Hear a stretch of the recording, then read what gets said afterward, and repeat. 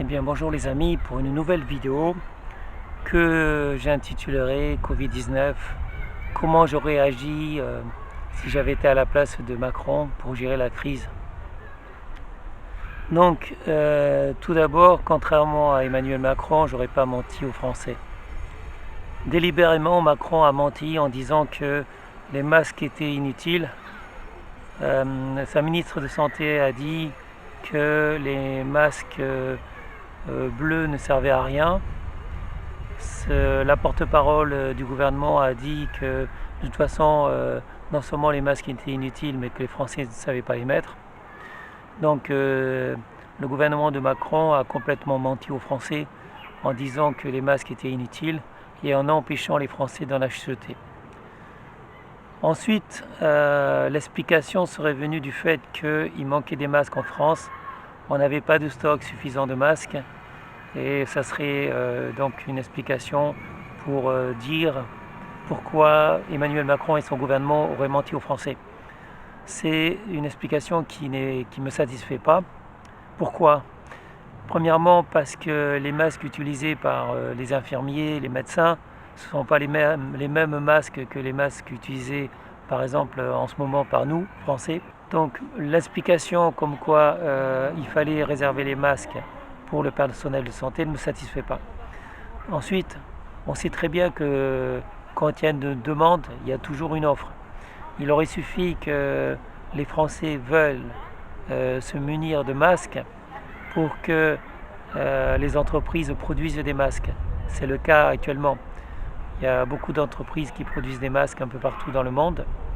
Et pourquoi? Parce qu'il y a une forte demande. Donc à partir du moment où il y a une demande, il y a une offre. Donc il n'y a pas de souci de stock de masques. Du moment que les gens sont prêts à acheter des masques.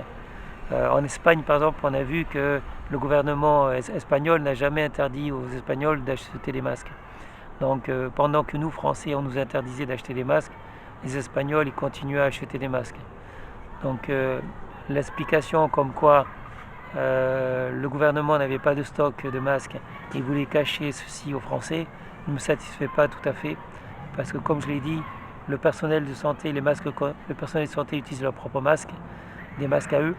Et nous, le peuple, en fait, on utilise des masques différents qui nous protègent plus ou moins bien.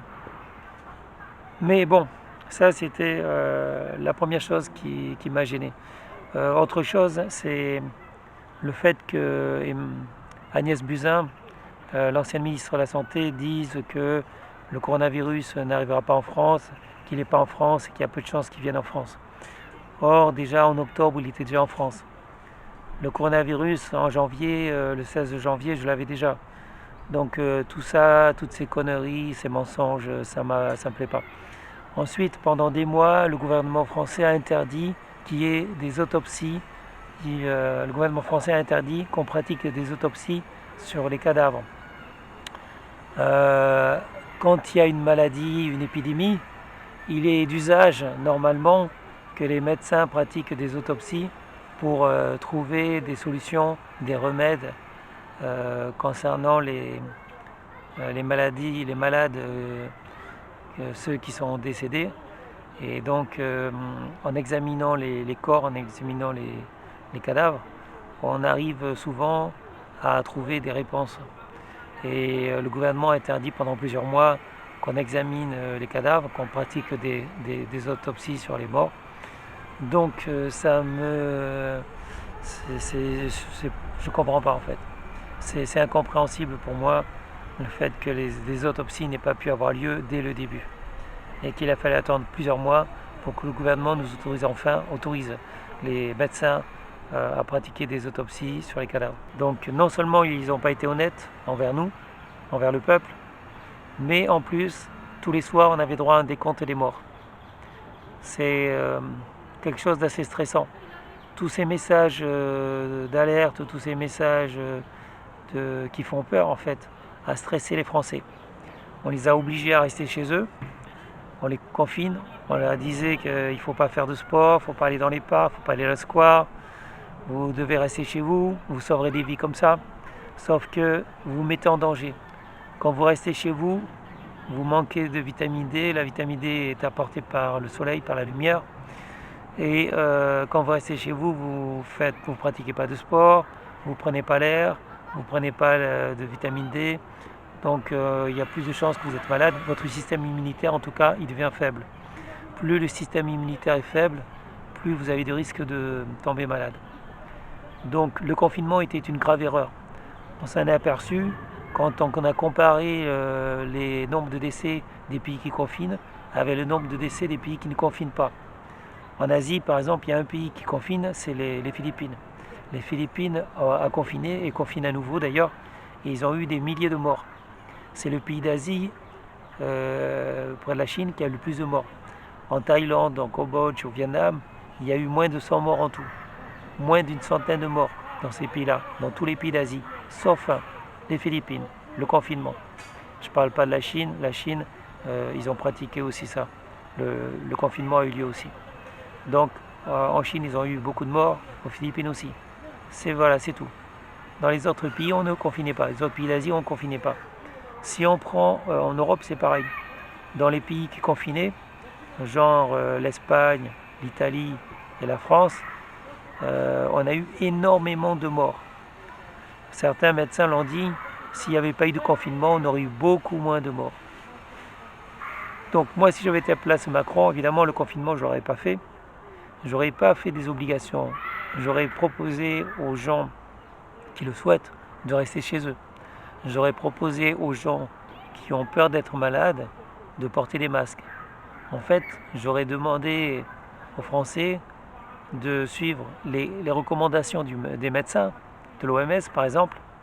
L'OMS d'ailleurs qui disait dès le début qu'il fallait porter des masques. Mais j'aurais pas obligé les Français, sous peine d'amende, à faire des choses. C'est-à-dire à rester à la maison, à porter un masque et tout ça. Les Français ne sont pas des enfants. Les Français ne sont pas des gens stupides. Contrairement à ce qu'a dit la porte-parole du gouvernement français, du gouvernement Macron, qui disait que les Français étaient trop stupides pour porter les masques. En fait, non, on n'est pas des gens stupides. Je suis désolé, monsieur Macron. Je suis désolé, les gens du gouvernement Macron. Les Français ne sont pas stupides, contrairement à ce que vous pensez. On peut décider soi-même de porter un masque. On peut décider soi-même de se protéger. On est suffisamment grand pour savoir que si on va dans un parc, dans la forêt, dans un square, s'il n'y a personne autour, on n'a aucun risque. C'est pas la peine de nous envoyer des policiers, des gendarmes sur les plages quand on est tout seul sur une plage ou dans la forêt pour nous mettre une amende. Je suis désolé. Quand il n'y a personne autour de nous, on sait qu'on ne risque rien, on sait qu'on ne risque pas d'attraper un virus. Donc il faut arrêter de nous prendre pour des cons. En nous prenant pour des imbéciles, c'est vous qui passez pour des imbéciles. Donc ça, je n'accepte pas. Je n'accepte pas les mensonges du gouvernement Macron. Je n'accepte pas les obligations, les interdictions du gouvernement Macron.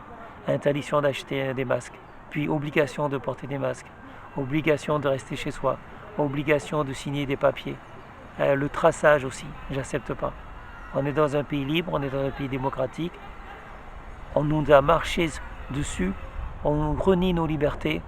Ça, je ne l'accepte pas. À propos des recommandations des médecins, tous les médecins ne sont pas d'accord, c'est normal, ce sont des hommes, les médecins peuvent faire des erreurs.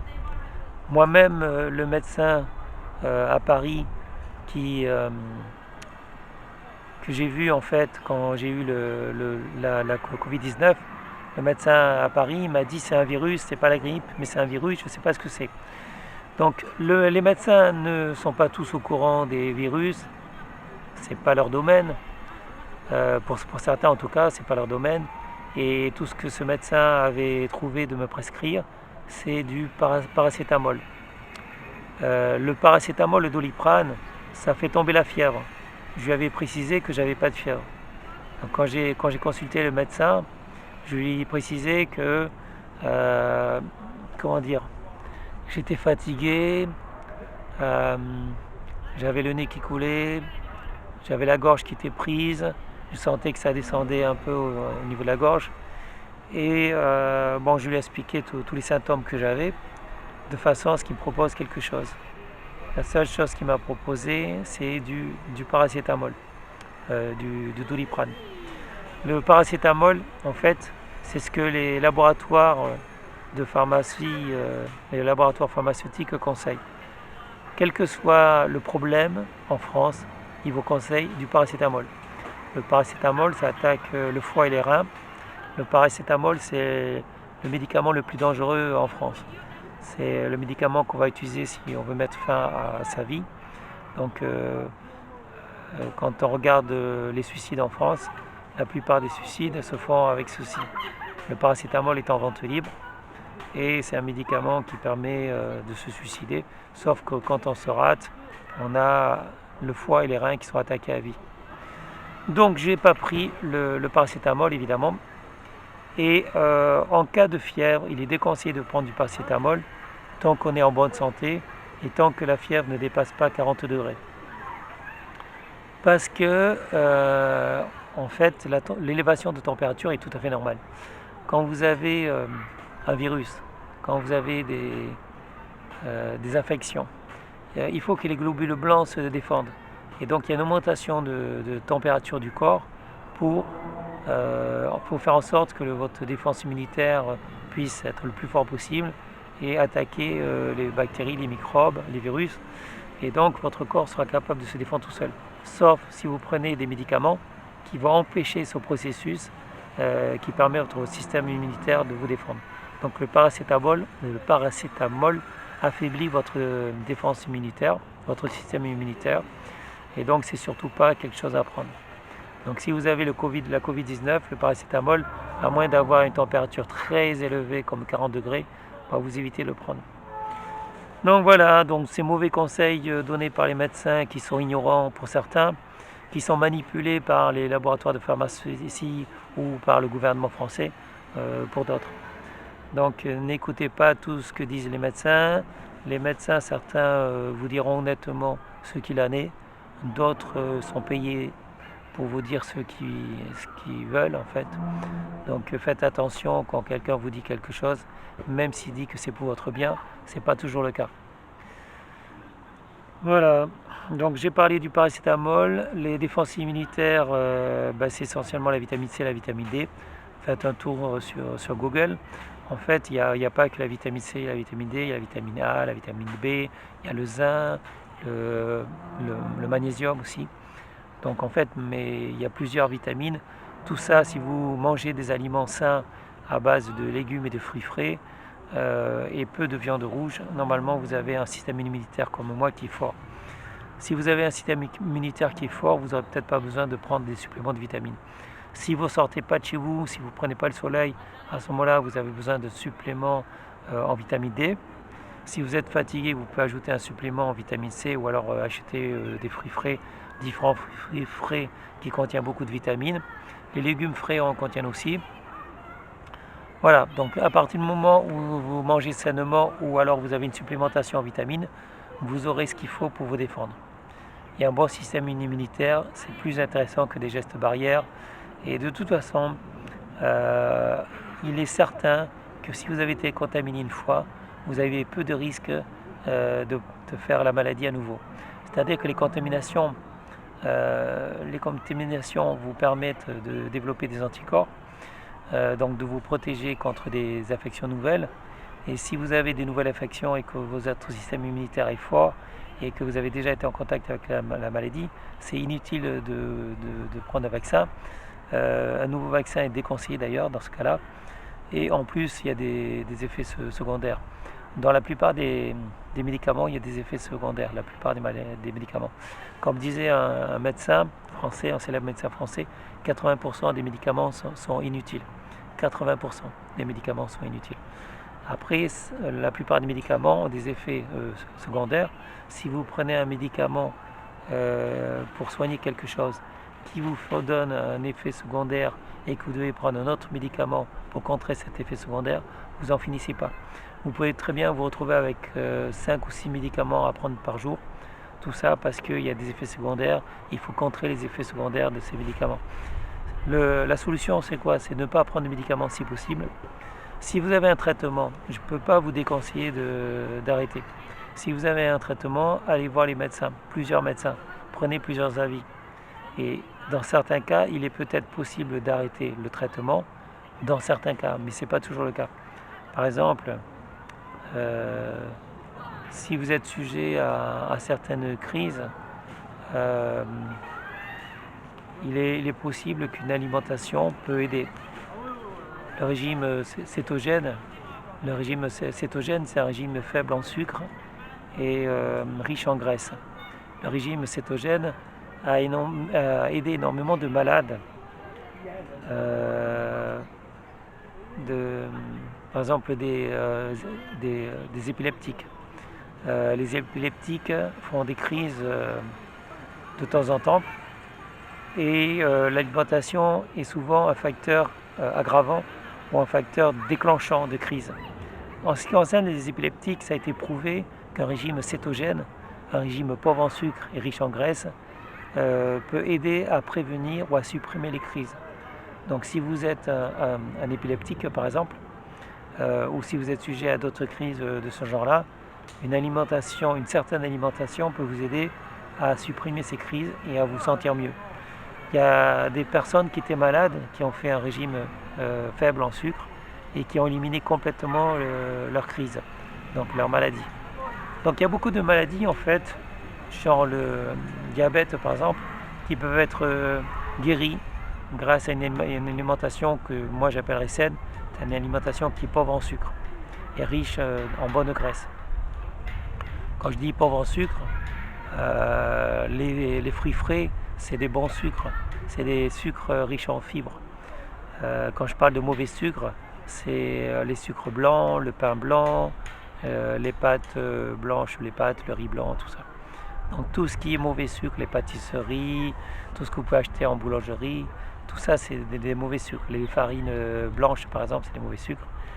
Quand il n'y a pas l'écorce des céréales, c'est pas bon. L'écorce des céréales, les fibres qui sont dans l'alimentation, dans les légumes et dans les fruits, c'est ceux qui vous permettent de bien utiliser les sucres. À partir du moment où vous prenez un fruit, vous le transformez en jus de fruits, vous supprimez les fibres et ça devient du mauvais sucre. Donc c'est pour ça que je déconseille de boire des jus de fruits comme les sodas, tout ça. Éviter trop de bière, l'alcool. Il faut y aller comme tout, une ou deux fois par semaine, on va dire. Une ou deux fois par semaine, vous faites plaisir, mais pas plus. La plupart du temps, essayez d'avoir une alimentation correcte, une alimentation qui est saine. Donc moi j'aurais donné des bons conseils aux Français et j'aurais évité que les gens tombent malades. Et la situation du Covid-19 a été très mal gérée. Maintenant, on en arrive à la fin parce que même si on détecte de plus en plus de cas de personnes qui ont été en contact avec la Covid-19, avec le virus, en fait, il y a de moins en moins de morts. Le nombre de morts depuis le déconfinement, depuis qu'on est sorti du confinement, le nombre de morts a chuté énormément. Le confinement était une grave erreur, ça on s'en est aperçu. Et le déconfinement a permis de diminuer le nombre de personnes dans les hôpitaux et le nombre de décès.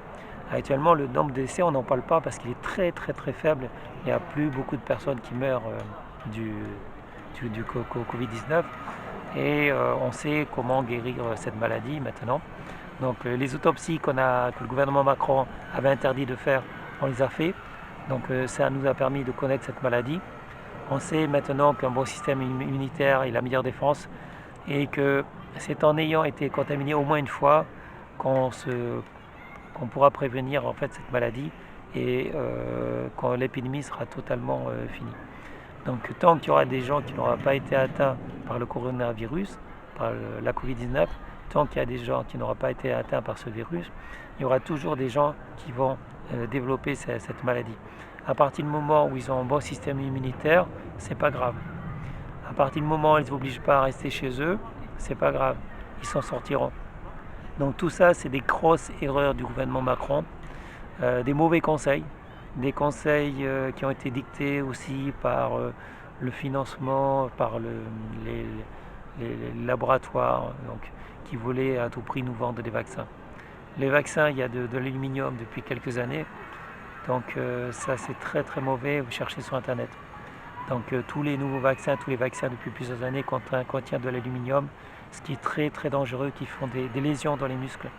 Donc les vaccins, si vous pouvez vous éviter d'en prendre, c'est aberrant qu'on oblige les enfants à prendre des vaccins sinon ils ne peuvent pas aller à l'école. C'est aberrant.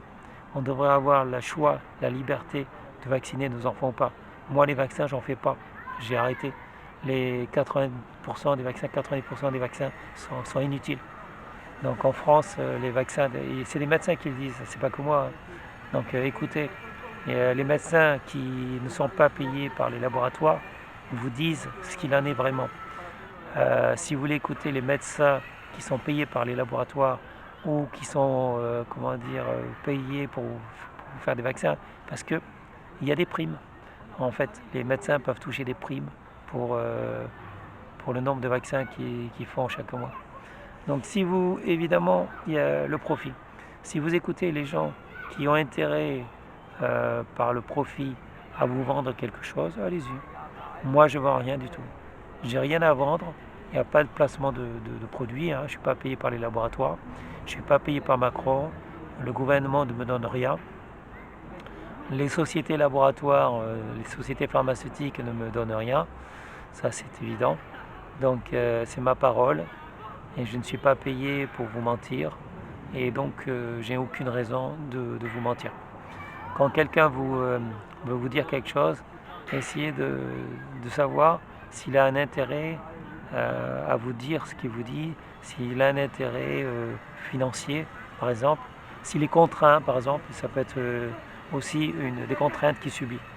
Donc certaines personnes, ça peut être des médecins, sont contraints de vous dire quelque chose parce qu'il y a des obligations. Et je comprends tout à fait. Ceux qui sont contraints, ils n'agissent pas par intérêt, par profit, mais il peut y avoir des obligations. Donc moi, on ne m'oblige à rien du tout. Ma parole, elle est libre. Donc vous m'écoutez ou vous ne m'écoutez pas, pour moi c'est pareil. Je ne gagnerai pas plus de sous. Donc voilà. C'était ce que j'avais à dire. La vérité pure est toute simple. Et comme je suis partisan de la vérité, vous le savez déjà à travers mes vidéos, même si des fois ça peut choquer les personnes, il n'y a que la vérité qui m'intéresse. Donc, si vous êtes intéressé par connaître la vérité, vous vous abonnez à ma chaîne vidéo et quel que soit le sujet, je ne vous mentirai pas. Je vous dirai toute la vérité, quelle qu'elle soit. Donc, abonnez-vous à ma chaîne vidéo, suivez-moi et je vous donne rendez-vous pour la prochaine vidéo bientôt. Et passez une bonne journée. Merci, à très bientôt. Au revoir.